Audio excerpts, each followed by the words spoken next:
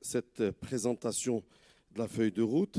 Nous allons maintenant démarrer les différents échanges avec les intervenants que je vais accueillir à mes côtés. Et donc, on va avoir les 3 panels.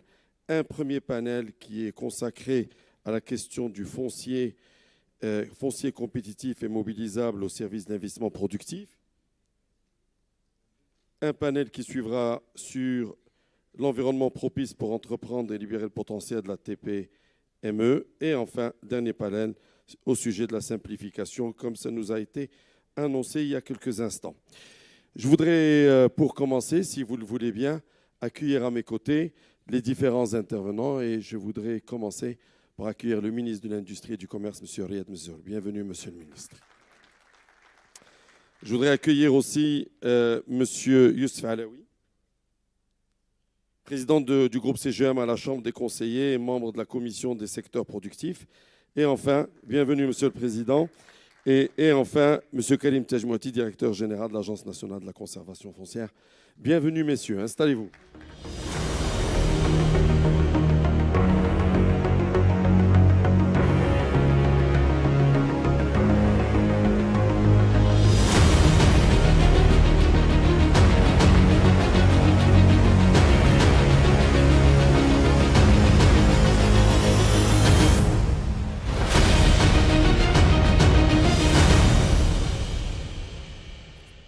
Merci à vous d'avance de vous prêter au jeu. On va essayer d'avoir une discussion la plus concrète, la plus pragmatique, la plus rapide aussi pour gérer le temps.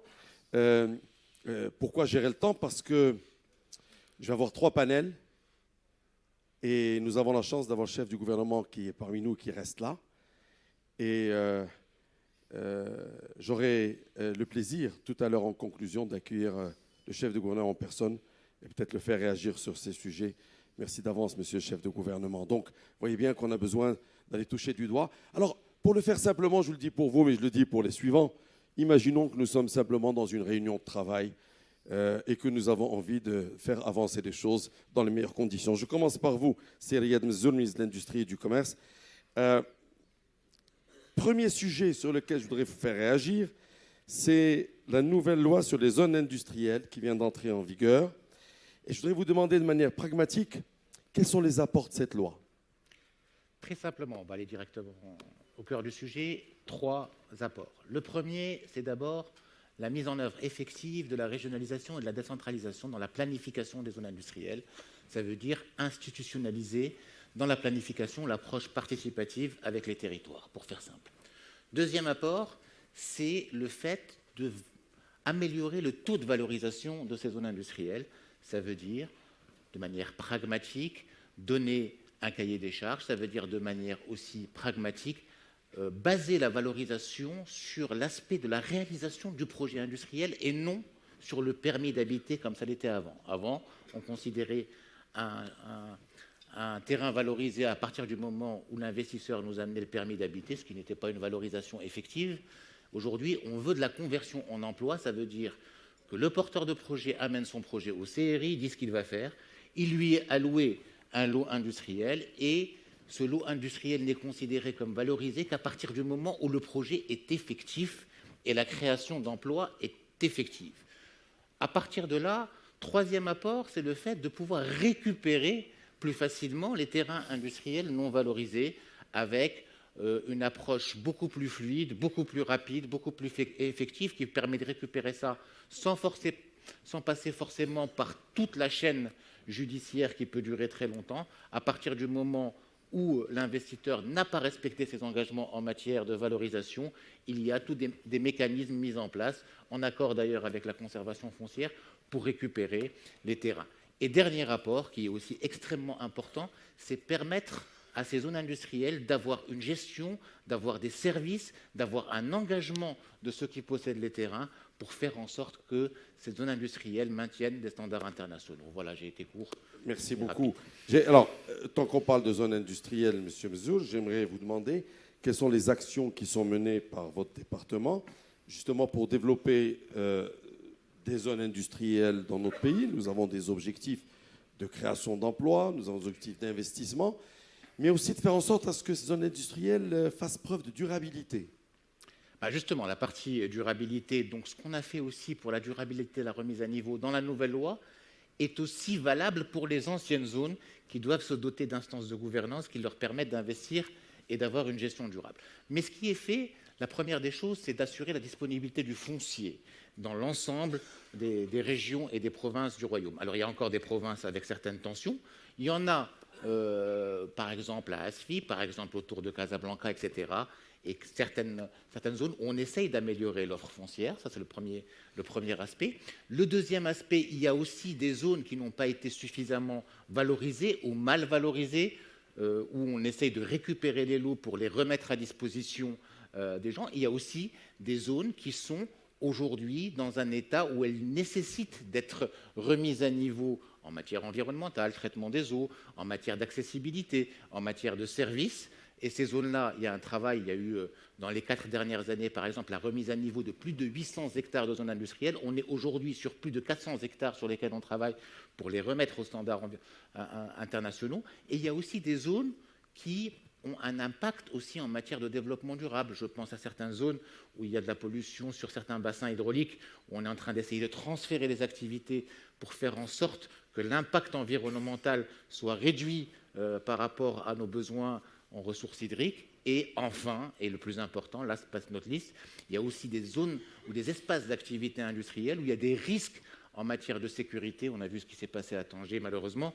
Et il y a tout un programme qui est géré par Maroc PME pour transférer, Salam à PME, pour transférer toutes ces PME dans un cadre qui est plus sûr et qui correspond aux standards d'hygiène et de sécurité pour permettre d'assurer la sécurité de tous ceux qui travaillent dans ces zones industrielles.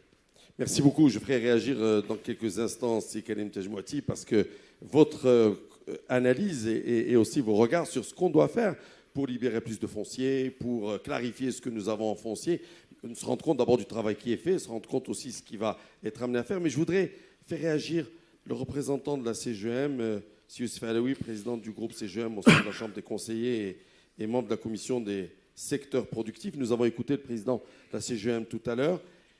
On a besoin de terrain, on a besoin d'espace pour pouvoir implanter des usines, faire de l'investissement productif. De votre point de vue en tant que secteur privé, qu'est-ce qu'il faut pour renforcer l'offre foncière et aussi faciliter l'accès à cette dimension du foncier? Alors, merci. Alors, effectivement, grosso modo, nous avons 140 zones industrielles recensées au Maroc. Ça fait une surface brute de 10 000 hectares. Il faut savoir, comme l'a dit Sévillade, avec une valorisation d'à peine 65%. Et je pense que la loi, à peine 65%, ce qui reste un taux faible, je pense qu'avec la loi 102-21 adoptée à la Chambre des conseillers et donc proposée par le ministre du Commerce et de l'Industrie, je pense que nous allons aller vers une nouvelle gouvernance et surtout, effectivement, remettre à disposition ces lots non valorisés. C'est un point important. Maintenant, ce que nous attendons à la CGM, tout simplement, c'est d'avoir un foncier de qualité. Comme vous le savez, la décarbonation est à nos frontières. Donc, effectivement, il y a des zones industrielles qu'il faut réhabiliter. Il faut verdir nos zones. Il faut traiter, valoriser les déchets. Il faut que ce foncier soit de qualité. Il faut qu'il soit près des bassins d'emploi, connecté au transport. Et donc, je pense que l'idée essentielle, c'est qu'il faut effectivement se rapprocher du privé pour mettre à disposition des lots à des prix attractifs. Le principal problème qui se pose, effectivement, c'est le prix aussi. Et je pense que des formules alternatives telles que les locations longue durée pour les PME, nous l'avons vu sur certaines formules développées en partenariat avec des chambres de commerce où le prix du loyer était quasi symbolique. Je peux parler de 5 dirhams. Et donc, effectivement, l'accès à longue durée. Et je crois que je vais dire, le meilleur benchmark que nous avons eu, je me permets là de revenir vers un secteur que je connais, qui est le secteur agricole. Je crois qu'un des piliers de la réussite du plan Maroc Vert, ça a été de mettre à disposition du foncier à des prix très attractifs sur du long terme. C'est une partie des réussites parce qu'effectivement, la réussite de ce plan, c'est que il y avait beaucoup de fonciers. Vous savez que le foncier agricole reste très cher comparativement à ce qu'on peut voir sur d'autres pays. Nous sommes à des sommes importantes, alors que sur des pays, disons, avec beaucoup de pluie et des pays agricoles, nous sommes à moins de 5 000 € l'hectare, ce que nous ne pouvons pas avoir ici. Je pense qu'une des réussites, et je crois que c'est un benchmark que nous pouvons faire entre nous, on n'a pas besoin d'aller à l'étranger, quand vous mettez du foncier à disposition des investisseurs en locatif sur longue durée, je pense que c'était une des piliers de réussite de ce plan que nous pouvons retransposer effectivement sur la partie industrielle. Alors vous nous dites globalement, il faut du foncier. Alors vous dites qualité, ça veut dire qu'il soit équipé, qu'il soit connecté à ce qu'il faut, qu'il puisse être proche des bassins d'emploi, donc du capital humain, des talents pour pouvoir embaucher et pouvoir répondre aux besoins des marchés pour lesquels les investissements se font. Et vous nous dites qu'il faut se rapprocher du secteur privé. Ça veut dire quoi? Se mettre autour d'une table et dialoguer? Là, nous le faisons.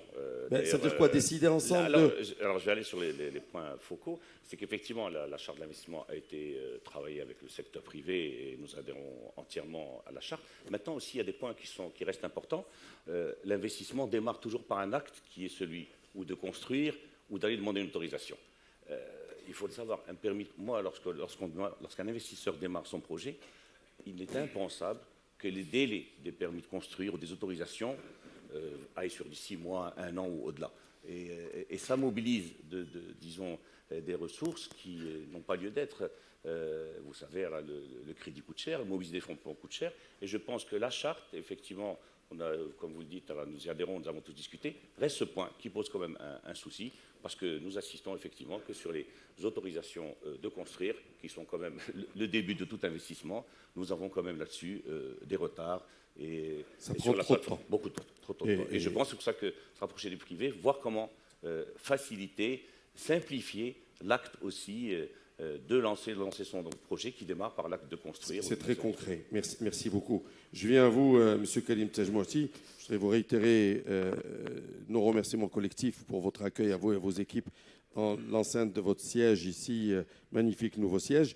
Il y a eu il y a quelques années un temps fort dans votre secteur avec des assises nationales, une lettre royale, des orientations claires. Et depuis, il y a un certain nombre de choses qui ont été engagées. Il y a une dynamique et des travaux. Et j'aimerais vous demander qu'est-ce qui a été réalisé, si on peut le voir de manière brève, mais surtout, quels sont les apports pour les entreprises et enfin, qu'est-ce qui reste encore à faire pour que nous puissions utiliser au mieux ce qui existe chez vous, les données, la compréhension de vos offres et aussi pouvoir imaginer comment on peut faire de l'investissement dans les années à venir.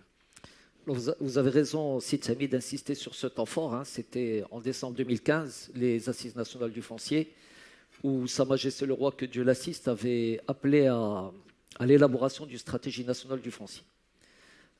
C'est dire l'importance qui est accordée à cette question, parce qu'effectivement, on a tendance à oublier que le foncier est une denrée limitée et non pas extensible ou disponible à l'infini, surtout lorsque l'on parle de foncier à usage productif. Alors, on a mis du temps, il faut dire ce qui est, puisque cela fait pratiquement 7 ans. Aujourd'hui, cette stratégie nationale du foncier est livrée, elle est entre les mains du gouvernement. Elle s'articule autour d'une vingtaine de réformes à mener. Au passage, on n'est pas resté les mains croisées, puisque nous avons immatriculé au Maroc, en l'espace de 6-7 ans, pratiquement l'équivalent de ce qui a été matriculé en 50 ans. Donc il y a une puissance au niveau de l'État dans le fonctionnement de la machine à immatriculer. Donc préparer le foncier pour demain. Maintenant, je rebondis sur ce qu'a dit Riyad Mzour, juste pour illustrer deux ou trois éléments. Le foncier industriel, il est aujourd'hui non valorisé à peu près à 40%, valorisé à 60%. 40% de non valorisé, c'est à peu près 1200 hectares. En face, on a 1500 hectares d'activité industrielle en foncier illégal. Identifié ou non identifié? Identifié. Et illégal. Identifié sur nos maps cadastrales dans un foncier qui n'est pas dédié à l'industrie, formellement à l'activité industrielle. Ça veut dire quoi dans des champs Deuxième exemple, vous prenez une ville comme Marrakech, dont la population croît de 2% chaque année. L'extension de la ville, en superficie foncière, est de 12% par an. Ouais, c'est Cette incohérent. extension du foncier se fait sur quoi? Elle se fait sur du foncier agricole, voire même sur de l'irrigué. Donc voilà, le fait qu'on ne maîtrise pas l'information, qu'on ne se projette pas sur la maîtrise du foncier, voilà quoi ça peut mener. On a par exemple à peu près 300 000 unités industrielles opérant sur du foncier à vocation agricole. Oula. Voilà, donc voilà un peu la situation. Mais tout cela, bien entendu, est gérable. Alors, l'un des éléments clés de cette stratégie nationale du foncier, c'est rendre l'information disponible et transparente. Parce que la question du foncier, c'est d'abord et avant tout une affaire de gouvernance. Il faut que l'État retrouve son rôle de régulateur, qu'il soit capable, en se projetant sur 5 ans, 10 ans, 15 ans, 20 ans, de sanctuariser le foncier par type ou par type d'usage, par vocation. Nous sommes en train de travailler avec le ministère de l'Investissement et de la Convergence des politiques publiques sur un système d'information qui est fondé sur les maps cadastrales de la conservation foncière et qui est un système d'information multi-usage qui va être un outil de gouvernance, d'aide à la décision pour le gouvernement sur le pilotage du foncier dans le royaume et qui permet de croiser des informations à l'échelle territoriale pour justement piloter la sanctuarisation et la livraison du foncier sur 5 ans, 10 ans, 15 ans, 20 ans. La conception va être finalisée dans les 2 mois à venir, donc pour vous dire que le travail est sur le point d'être parachevé et les développements démarreront donc d'ici juillet-août de cette année. Et les prochaines étapes, ça nous permettra d'accéder à de l'information pour prendre de la décision. Exact. Mobiliser ce foncier dans des conditions correctes. Est-ce que vous entendez, Simzoul, ça vous satisfait? Non, de toute façon, ces politiques-là sont bien évidemment coordonnées. On travaille tous ensemble. On est main dans la main et on essaie de faire avancer les chantiers main dans la main sur les projets. 2-3 petites choses quand même qu'on est encore en train d'essayer de régler. Bien évidemment, quand on a une activité agricole, parfois il y a de la petite transformation qu'il est censé aussi garder au niveau de l'activité agricole. Donc il y a des choses extrêmement intéressantes. Quand on a des zones industrielles qui sont là et qui sont à la disposition des industriels et qui ne sont pas valorisés, c'est pour ça qu'on a fait cette loi, parce qu'on avait des problèmes de valorisation et qu'on mettait 6-7 ans à récupérer les terrains qui n'étaient pas valorisés. Donc ce n'est pas un travail qui est laissé à l'abandon, c'est un travail de tous les jours, mais en même temps, il faut qu'on avance, il faut qu'on propose. Alors pour la transparence aussi, le gouvernement, dans ce cadre-là aussi, a mis en place une plateforme de toute l'offre industrielle de notre pays qui est à la disposition de tout le monde pour savoir qu'est-ce qu'on a comme disponibilité en terrain industriel, où et à quel prix. On a entendu tout à l'heure, et ça a été rappelé, on a entendu dans l'intervention de Sijazouli, le rôle du capital humain, ça a été rappelé, la notion de proche des bassins d'emploi. Ces zones industrielles, est-ce qu'il y a de la concertation aussi sur la préparation des profils? Bien évidemment, de toute façon, le bassin d'emploi, la disponibilité de talent est l'un, si ce n'est le premier critère de l'investissement industriel au-delà de la disponibilité du foncier. Mais au-delà de ça, bien évidemment aussi, là où il y a concentration de population, c'est là aussi où le foncier est le plus cher. Donc il y a un équilibre à faire, une stratégie assez intéressante à mettre en place pour pouvoir avoir de la réserve foncière à l'endroit où il y a des bassins de population, pour pouvoir avoir aussi de l'offre industrielle ou de l'offre en foncier industriel dans des zones de proximité, et bien évidemment pour pouvoir avoir tous les services de connectivité et de transport pour pouvoir améliorer l'accessibilité pour ces talents à ces espaces de travail. Merci. J'ai une toute dernière question et on conclura ainsi. Je demanderai une réponse la plus claire et la plus rapide possible. La préoccupation de l'investisseur, c'est avoir plein de choses dans son foncier, on l'a entendu du côté du privé, et à un prix très convenable. Est-ce que tout ce que vous avez fait, que vous proposez comme réforme dans les 20 points au gouvernement, sont des choses qui vont permettre l'accès à du foncier de manière compétitive? Ce que nous proposons, c'est déjà de faire en sorte qu'on ne soit plus dans le fantasme quand on parle de foncier. Ouais. C'est savoir où est ce foncier, qu'on sache où est ce foncier, et dans quelles conditions il est accessible. Et le fameux système d'information cadastrale dont j'ai parlé, sur lequel nous travaillons avec les acteurs, les principaux acteurs concernés, va dans ce sens. C'est rendre l'information disponible, fluide, faire en sorte que l'information soit accessible. Merci beaucoup. J'apprécie beaucoup votre réponse parce que dès qu'on enlève les fantasmes, on revient à la réalité des prix et au prix du marché. Merci beaucoup. Mesdames, Messieurs, je vous prie d'applaudir nos intervenants. Je vous laisse retourner dans la salle.